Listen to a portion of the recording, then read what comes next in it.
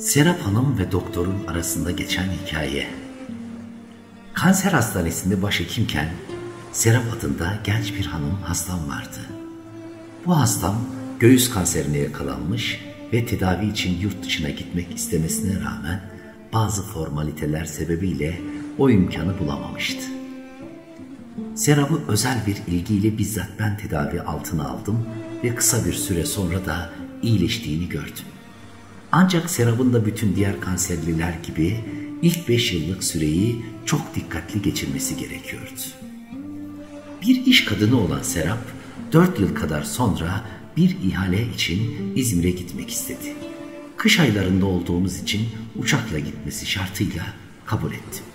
Maalesef bilet bulamamış ve benden habersiz bindiği otobüsün kaza geçirmesi üzerine 6 saat kadar mahsur kalmış, dönüşünden kısa bir süre sonra kanser kemik ve akciğerine yayılmıştı. Serap, bacak kemiklerindeki metastaz nedeniyle yürüyemez hale gelirken hastalığın akciğerdeki tezahürü sebebiyle de devamlı olarak oksijen cihazı kullanıyor ve söylediği her kelimeden sonra ağzını o cihaza yapıştırarak nefes almak zorunda kalıyordu. Evine gittiğim gün yine güçlükle konuşarak "Doktor bey," dedi, "ben size dargınım." "Niçin?" diye sordum. "Siz dindar bir insanmışsınız. Niçin bana da Allah'ı, ölümü, ahireti anlatmıyorsunuz?" Dini inançlarının çok zayıf olduğunu bildiğim için bu teklifi karşısında oldukça şaşırdım. Onu üzmemeye çalışarak "Doktora ulaşmak kolaydır," dedim. "Parayı bastırdın mı istediğine tedavi olursun. Ancak iman tedavisi için gönülden istek duymalısın." Konuşmaya mecali olmadığından "ben o isteği duyuyorum" manasında başını salladı. Artık ümitsiz bir tıbbi tedavinin yanı sıra ebedi hayatın ve saadetin reçetesi olan iman derslerimiz başlamış ve dersler hızlandırmalı öğretime dönmüştü.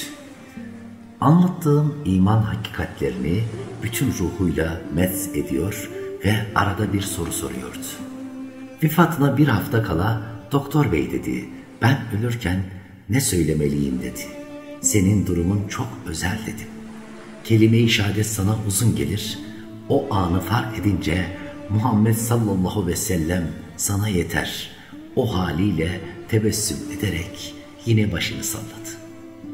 Çok ızdırabı olduğu için Serap'a sürekli morfin yapıyor ve onu uyutmaya çalışıyorduk.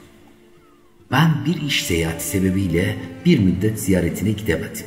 Dönüşünde annesi telefonla arayarak "Serap bir haftadır morfin yaptırmıyor," dedi. "Sabahlara kadar inliyor ve çok ızdırap çekiyor."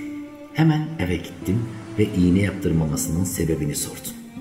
Aldığım cevabı hala unutamıyor ve hatırladıkça ürperiyorum. Ya morfinin tesiriyle ölüme uykuda yakalanır da ya son nefeste "Muhammed, Muhammed, Muhammed" diyemesem? İşte Serap böyle bir hanımdı.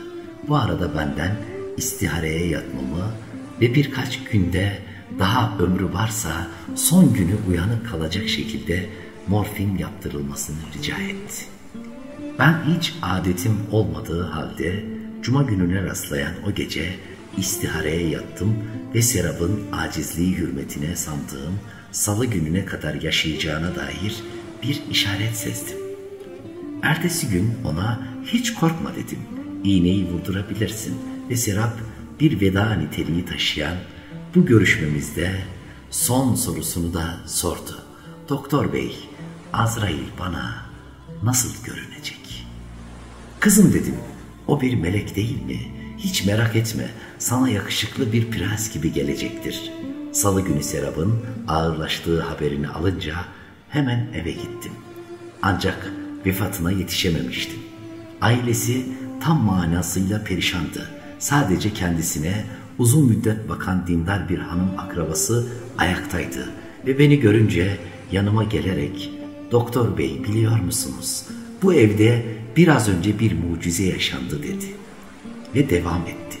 Serap 1 saat kadar önce oksijen cihazını attı ve yataktan kalkması imkansız denmesine rağmen ve kelime-i şehadet getirerek vefat etmeden biraz önce de doktor beye söyleyin dedi. Azrail onun söylediğinden de güzelmiş. Rabbim bizlere imanlı, Kur'anlı, güzel amellerle ölümler nasip eylesin inşallah. Sıralı ölümler nasip eylesin inşallah. En güzel ve en hayırlı duadır. Bir dostuna habersizce ettiği dua. Rabbim tüm dualarımızı kabul eylesin inşallah. Saygılarımla ben Ömer Hançeri. Kanalımıza abone olursanız mutlu olurum.